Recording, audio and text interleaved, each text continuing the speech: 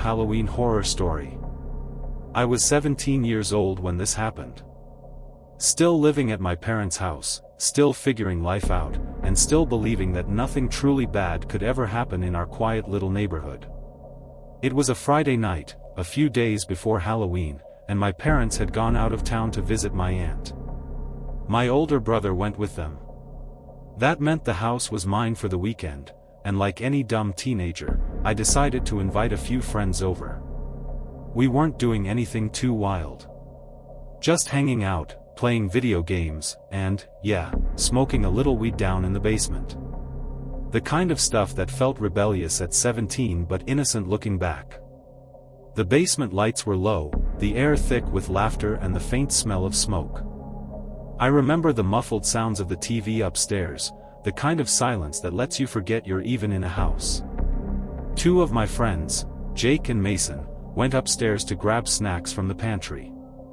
I didn't think much of it until, less than a minute later, I heard them running back down the steps, voices tight with panic. "Dude! Someone just pulled into your driveway!" Jake shouted. Before I could even process what he said, my dog upstairs, an old golden retriever named Max, started barking like crazy. Deep, furious barks that shook the floorboards. My first thought was obvious: oh, crap, my parents came home early. I jumped up, adrenaline spiking, and started frantically hiding everything: the weed, the pipe, even the ashtray we'd been using. My heart was pounding as I shoved stuff behind the washing machine near the back door. I climbed the basement steps and peeked through the small window next to the front door. The driveway was empty. No car. No lights. Just the wind moving the last few brown leaves across the asphalt. But Max wouldn't stop barking. His hackles were raised, his body tense. He kept staring at the front door like something, or someone, was right on the other side. I hesitated, trying to calm him. "It's okay, boy, there's no one out there." But he didn't believe me, and, honestly, neither did I. Curiosity got the better of me. I opened the front door, barefoot, wearing just a hoodie and sweatpants, and stepped into the cold October night. The air bit at my skin. The neighborhood was quiet, too quiet. The kind of silence that makes your own heartbeat sound loud. I walked around the house, scanning the shadows, listening. The motion sensor light flickered on, and for a second I was sure I saw something move by the fence. But when I looked again, it was just the branches swaying. I circled the whole house, nothing. No footprints, no car, no sign of anyone. Eventually, I convinced myself it was just my imagination or maybe someone turning around in the driveway. I went back inside, locked the door, and took Max down to the basement with me. The guys were jumpy, but we all laughed it off eventually. Teenagers, invincible until we're not. For about 20 minutes, everything felt normal again. The game resumed, the conversation picked up, and we were joking like before.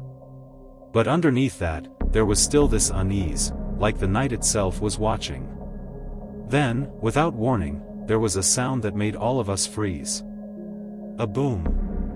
Not like a gunshot, more like an explosion. The whole house seemed to shake. The sound came from outside, near the road. Max went crazy again, barking and growling, clawing at the basement door. I sprinted upstairs with Jake and Mason behind me. We burst through the back door and looked toward the street. That's when I saw it. A car had crashed straight into a tree in my neighbor's yard. The hood was completely crushed, steam pouring out into the cold air. Headlights flickered against the bark. But what really froze me in place was that I recognized the car. It was my brother's. At first, I couldn't even process it.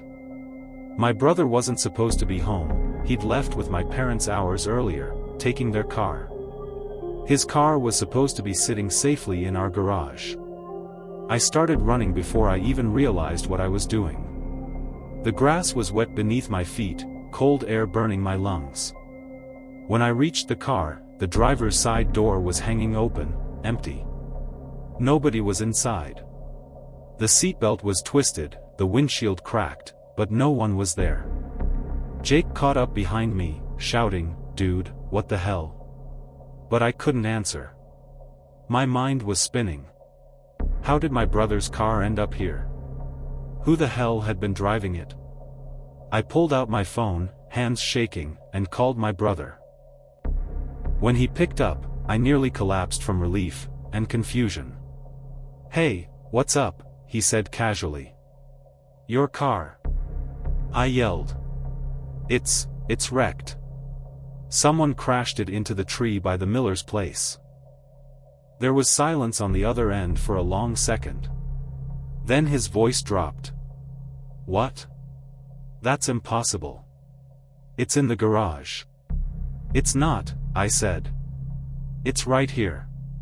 You need to come home." He told me to call the police immediately and hung up. Within minutes, flashing red and blue lights painted the whole street. My brother showed up soon after, pale and speechless. The cops questioned us, checked the car, and searched the area. Meanwhile, we did our best to look sober and innocent. It wasn't easy, but we managed to avoid mentioning anything about the weed. As the tow truck arrived to haul the car away, we started to calm down. Maybe it was just some random car thief who got unlucky. Maybe it was over. But then, another call came through the police radio, a break-in down the street. 3 officers jumped back into their cruisers and sped off, leaving one to finish paperwork with us. About an hour later, we found out what had actually happened.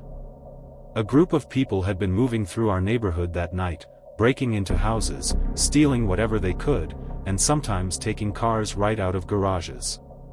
One of them had broken into our house.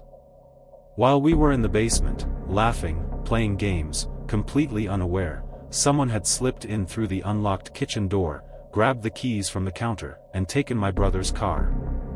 When he lost control and crashed it, he ran off before we made it outside. The police eventually caught the group later that night. And when they did, one of the guys they arrested had a bloody arm and cuts all over his face, injuries consistent with a recent car wreck. When they said his name, my stomach turned. I knew him. He wasn't some random criminal, he was someone who used to house sit for us. A guy named Trevor. He'd graduated from my high school a few years before I started. My parents had trusted him. He had a key to the house back then, knew where we kept the spare, and even watched our dog a couple of summers earlier. He knew everything, where the doors were, where the garage was, that we rarely locked up if someone was home. And he must have been watching the house that night. Waiting. Waiting until it was just me, alone, distracted, vulnerable. I didn't sleep that night.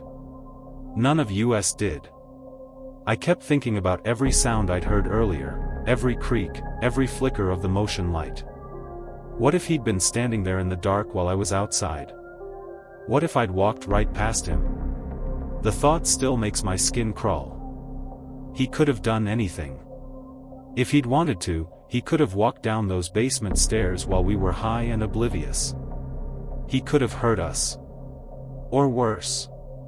Instead, he just took the car, but somehow, that made it worse. Because it proved how easily he'd slipped into my world without me even noticing. It wasn't some ghost or monster lurking in the shadows that night. It was something much scarier, a person I knew. Someone we'd trusted. When the police questioned him later, he admitted that he knew we were home. He said he'd seen the basement lights on but thought we wouldn't notice if he took the keys quietly. He laughed about it, said he just needed a ride for the night.